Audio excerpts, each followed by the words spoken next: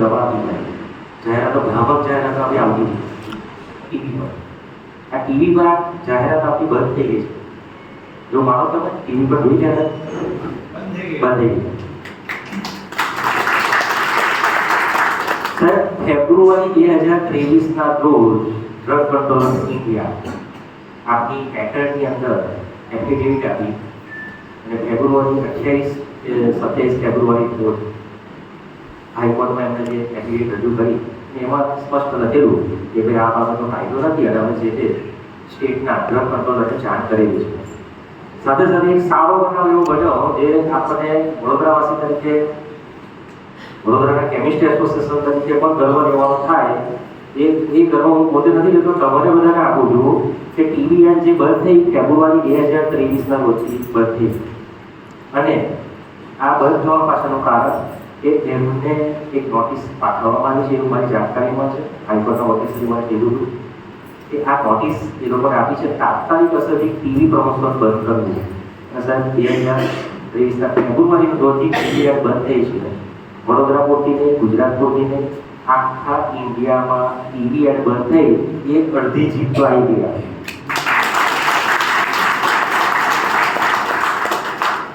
આની જગ્યાએ 6 મહિના અભ્યાસ કર્યા પણ 6 મહિના નારા બોલાવ્યા પણ તો પણ બંધ ના થાય.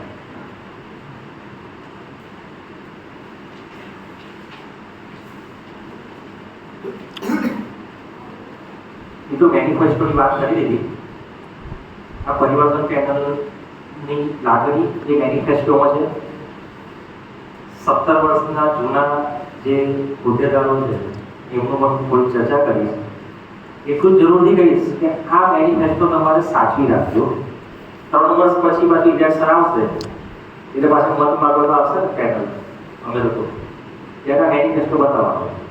23 મુદ્દા મહેશભાઈ બોલતા હતા 5 બીજું બધું બહુ અસર કરે. આમાંથી કેટલું કામ તમે કર્યું? કામ કર્યું હશે તો અમને ઉભા રહો.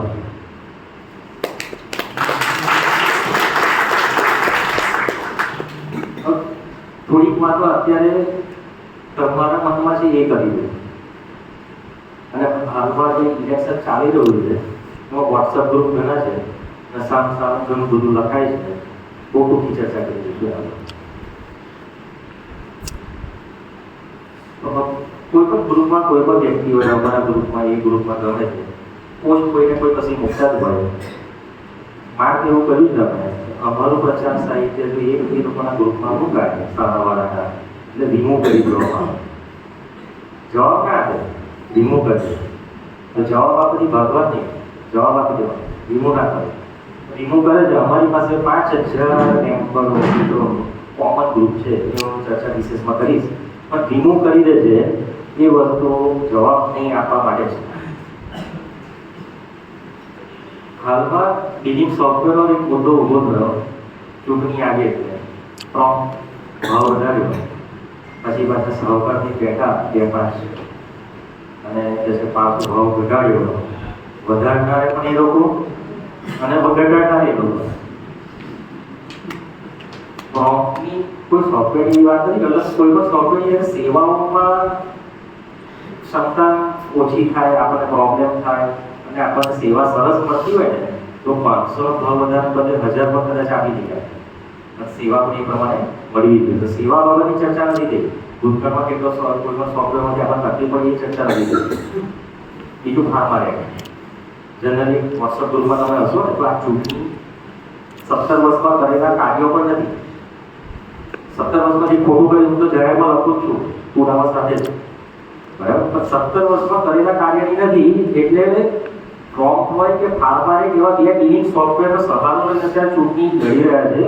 મારા નાક છું ત્યાં બપોરે મેસેજમાં લખવું પડ્યું છે એટલે ઉમેદવાર બનાવી દેવાના હતા. 15માં એક ઉમેદવાર એવો હોવા દીધા નાનો પણ પ્રોમ્પ્ટ ફાર્મારે. કારણ કે રોલ અત્યારે એવા થઈ ગયા છે ફાર્મારે એક માટે હોય છે નાના માટે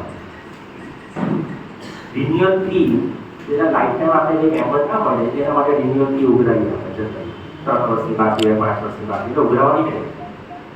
આ લાવો એટલા માટે રિન્યુઅલ ફી ઉઘરાવવા નીકળે. સત્તામાં છે કોવિડ સ્પેશિયાલિસ્ટ તરીકે કોવિડ-19માં બહુ કમાયા એ ફી તો ભરી દીધી. મત લો છો તમે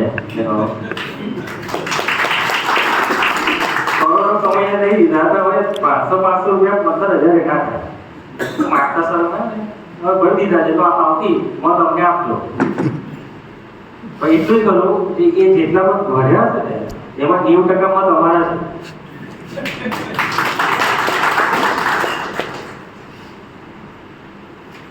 આટલા વર્ષોથી ચૂંટણી લડે છે ફોર્મ, કારણ કે આ એટલે બોલું છું કે સામે મને કંઈક જાણવા મળ્યું છે, મારે આ બોલવાની જરૂર નથી, પણ છે કે કેવા માહિતી આવે દુષ્પ્રચાર થતા હોય તો હું જાહેરમાં જ બોલું છું. 2 જણને ના બોલું, 4 જણને ના બોલું, આ બોલું છું જાહેર એનો જવાબ સારે મળશે એનો જવાબ આપી દઉં. દુષ્પ્રચાર એવો થઈ ગયો કે ભાઈ અમુક પાસે ઉમેદવાર નતા બધું જ હતું. 22 ફોર્મ ભર્યા છે અમે રમી સાથે, 22માં જેટલા પણ ફોર્મ અમે બધા સ્વીકાર્યા અને બધા ફોર્મ સ્વીકાર્યા પછી સંકલન કરીને અમે ટીમ સંકલન કરીને સ્વીકાર્યા અને પાછા લીધા. એટલે પેનલ પૂરી 15ની બની ગઈ. એ દરમિયાન અમે જે ખેલ ખટારા કરવાના કરી એમાં સક્સેસ ના રહ્યા. ફોર્મ 13 રદ થયા. રદ જાણીને થયા કે જાણીને કરવામાં આવ્યા, આ મારો પ્રશ્ન અહીંથી હું પૂછું છું. બીજો એક પ્રશ્ન જ્યારે સારો એક એજન્ડા લઈ નીકળ્યા છે, દરેકની ડિગ્રી લખે પાછી. હું સાહિત્ય સાંભળવાનું બહુ ઓછું વાંચું છું, પણ એ મને નજરે ચડી ગયું કે ડિગ્રી લખેલી બધા. મને ખોટ નથી થઈ એની અંદર. બધા ડિગ્રી બરાબર અલ્પાઈ ના કરી કોવિડ સ્પેશિયાલિસ્ટ એવું લખવાની. રહી વાત ડિગ્રીની, 1998 હું એમએસસી થયો, 2000 થી 2005 લેક્ચરર ગયો, પછી ડીફાર્મ થયો અને આ લોકોએ મને ડભોઈ કોલેજમાં એલએલબી કરાવી.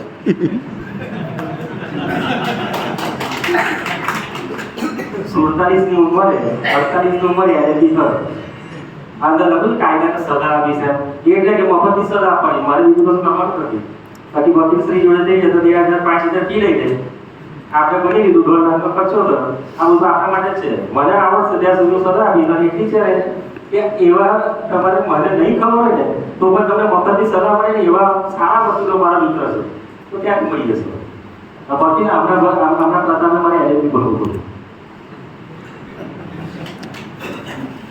અને હજી ડિગ્રી એમને ખૂટતી હોય ખાલી એમબીબીએસમાં કહે ને તો કાલે લઈ લઉં છું, મને એડમિશન મળે તો એટલે 5 વર્ષમાં ડોક્ટર ભણી બતાવીશ ખેલ થયા વગર. ડિગ્રીની વાતો કોવિડ સ્પેશિયાલિસ્ટ તો કરે ના, શોખતું નથી.